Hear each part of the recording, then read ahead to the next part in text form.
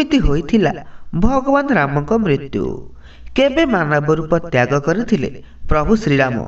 ଆସନ୍ତୁ ଜାଣିବା ଏହି ବିଷୟରେ ସମ୍ପୂର୍ଣ୍ଣ ବିବରଣୀ। ଜାଣିବା ପାଇଁ ହେଲେ ଆମ ଭିଡ଼ିଓଟିକୁ ସ୍କିପ୍ ନ କରି ଶେଷ ପର୍ଯ୍ୟନ୍ତ ଦେଖନ୍ତୁ। ଯଦି ଆପଣ ଆମ ଚ୍ୟାନେଲରେ ନୂଆ ଅଛନ୍ତି, ଚ୍ୟାନେଲକୁ ସବସ୍କ୍ରାଇବ୍ କରି ଅଲ୍ ନୋଟିଫିକେସନ୍ ଉପରେ କ୍ଲିକ୍ କରନ୍ତୁ। ଯେତେବେଳେ ବି ରାମାୟଣ କଥା ଆସେ, ଭଗବାନ ଶ୍ରୀରାମଙ୍କ ଭାବମୂର୍ତ୍ତି ଆଖି ଆଗରେ ନାଚିଯାଏ। ବିଷ୍ଣୁଙ୍କର ସପ୍ତମ ଅବତାର ରୂପେ ଶ୍ରୀରାମଙ୍କୁ ପୂଜା କରାଯାଏ। ତେବେ କେବେ ଓ କେଉଁ ସମୟରେ ମାନବ ରୂପ ତ୍ୟାଗ କରିଥିଲେ ପ୍ରଭୁ ଶ୍ରୀରାମ?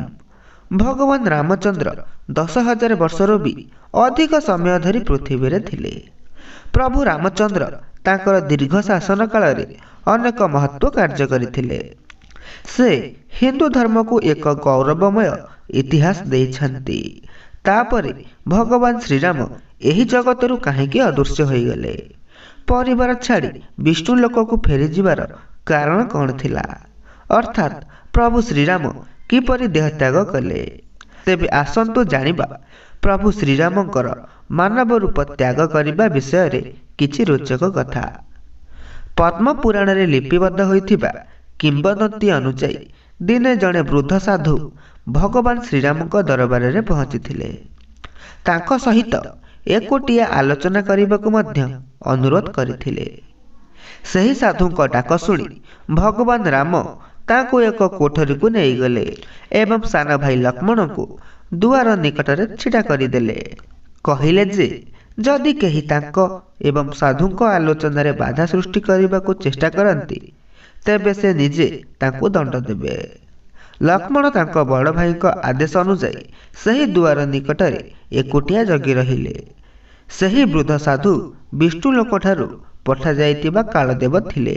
ତାଙ୍କୁ ପ୍ରଭୁ ରାମଙ୍କୁ ଜଣାଇବାକୁ ପଠାଯାଇଥିଲା ଯେ ପୃଥିବୀରେ ତାଙ୍କର ଜୀବନ ସମାପ୍ତ ହୋଇଛି ଏବଂ ବର୍ତ୍ତମାନ ତାଙ୍କୁ ନିଜ ଦୁନିଆକୁ ଫେରିବାକୁ ପଡ଼ିବ।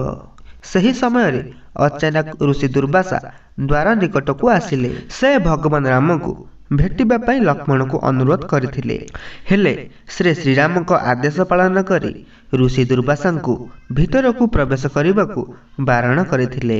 ଋଷି ଦୁର୍ବାସା ରାଗି ଋଷି ଭାବରେ ବେଶ୍ ଜଣାଶୁଣା ଥିଲେ।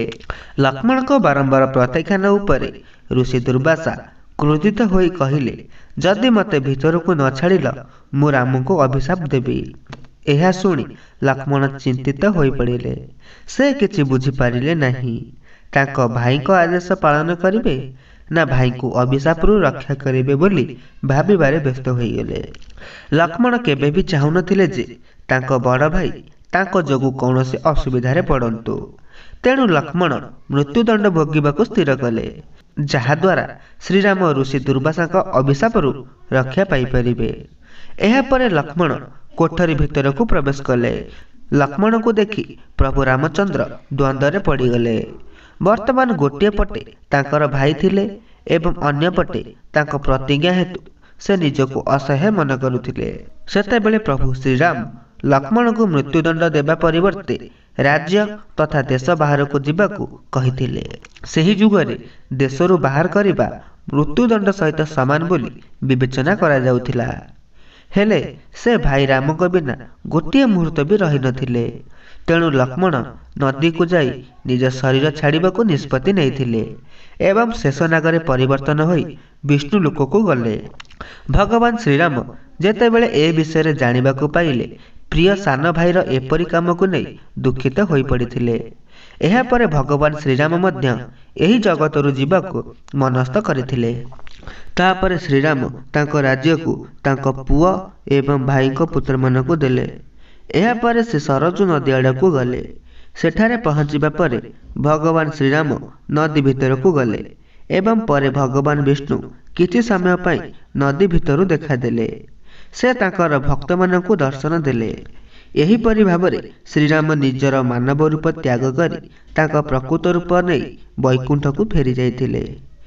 ଯଦି ଏହି ଭିଡ଼ିଓଟି ଆପଣମାନଙ୍କୁ ଭଲ ଲାଗିଥାଏ, ଭିଡ଼ିଓଟିକୁ ଲାଇକ୍, ସେୟାର, କମେଣ୍ଟ କରନ୍ତୁ।